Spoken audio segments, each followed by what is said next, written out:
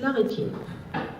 Sur cette coupe histologique, vous observez les 3 couches de la paroi oculaire, à savoir la rétine photosensible désignée par la lettre R, c'est la couche la plus interne du globe oculaire, qui a une structure pluristratifiée dont la limite extérieure est constituée par une couche de cellules épithéliales pigmentées, désignée ici par la lettre P. La couche choroïde, désignée par la lettre C, est une couche de tissu conjonctif lâche, vascularisée, située entre rétine et membrane sclérotique. Cette membrane sclérotique est désignée ici par la lettre S. La choroïde et la rétine sont séparées par la membrane de Bruch, formée par les membranes basales de l'épithélium pigmentaire et l'endothélium des capillaires choroïdiens associés à des fibres de collagène et à des fibres d'élastine. Nous observons sur cette diapositive, côte à côte, une représentation schématique des 10 couches de la rétine ainsi qu'une coupe histologique de ces mêmes 10 couches numérotées de 1 à 10. La première couche, la plus externe, est représentée par l'épithélium pigmentaire de la rétine, constitué d'une assise monocellulaire reposant sur la membrane de Bruch qui sépare la rétine de la couche choroïde. La couche suivante est celle des cellules photoréceptrices formées par les articles externes des cellules à cône et à bâtonnet, suivie d'une structure éosinophile appelée membrane limitante externe, la séparant d'une couche de noyau entassé appelée couche nucléaire ou granuleuse externe. Cette couche contient les corps cellulaires des photorécepteurs.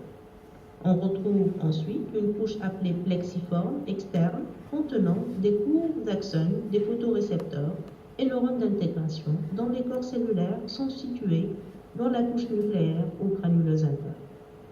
Suivie d'une couche plexiforme interne où les neurones intégrateurs font synapse avec les dendrites des neurones dont les axones forment les voies optiques. Les corps cellulaires de ces neurones forment la couche des cellules ganglionnaires. À la partie profonde de cette couche, les fibres afférentes traversent la papille optique pour former le nerf optique. Enfin, la membrane limitante interne sépare la partie interne de la rétine du corps vitré désigné par les lettres CV. Notez que la lumière traverse les différentes couches de la rétine pour atteindre les cellules photoréceptrices.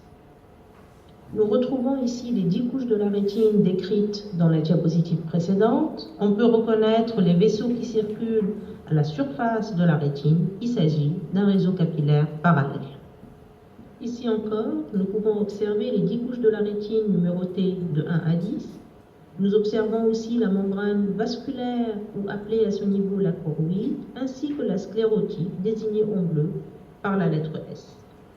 Au niveau de la rétine, vous pouvez observer les articles externes des cellules à cône désignés par la lettre C et les articles externes des cellules à bâtonnet désignés par la lettre R ou ROTS.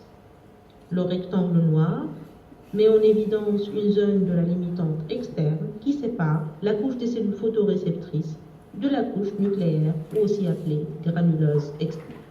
Cette rétine visuelle présente certaines particularités topographiques, ce qui nous amène à décrire 3 zones particulières de la rétine visuelle.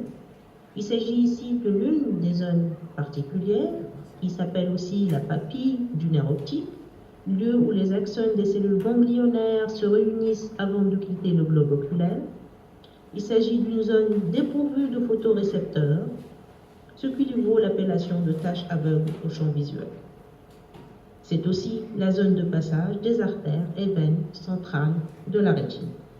Remarquez ici, au voisinage de la papille optique, la disparition progressive des différentes couches de la rétine. Les fibres afférentes vont par la suite traverser la sclérotique pour former le nerf optique. Il s'agit ici d'une autre zone, d'une autre région particulière de la rétine qu'on appelle l'aura serrata. C'est une zone de transition.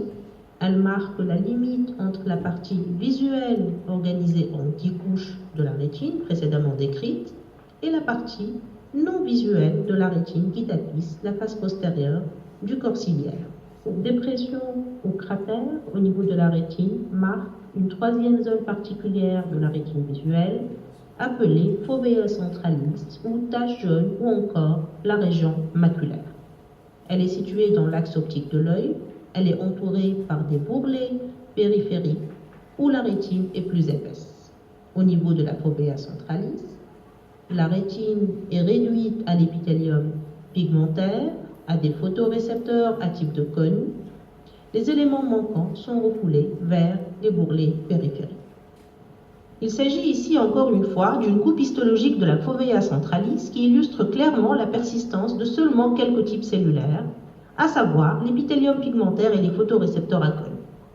La fovea centralis est en effet dépourvue de couches de grains internes, plexiformes internes, couches de cellules ganglionnaires et de fibres optiques refoulées toutes latéralement au niveau des bourrelets périphériques indiqués ici par une flèche noire. La rétine visuelle y est doublée par la membrane choroïde qui apparaît ici richement vascularisée. L'oreille. L'oreille interne est l'organe de l'audition. Cette fonction est assurée par la cochlée qui contient l'organe de Corti. Cette coupe histologique est effectuée au niveau de l'hélice de la cochlée. Nous observons.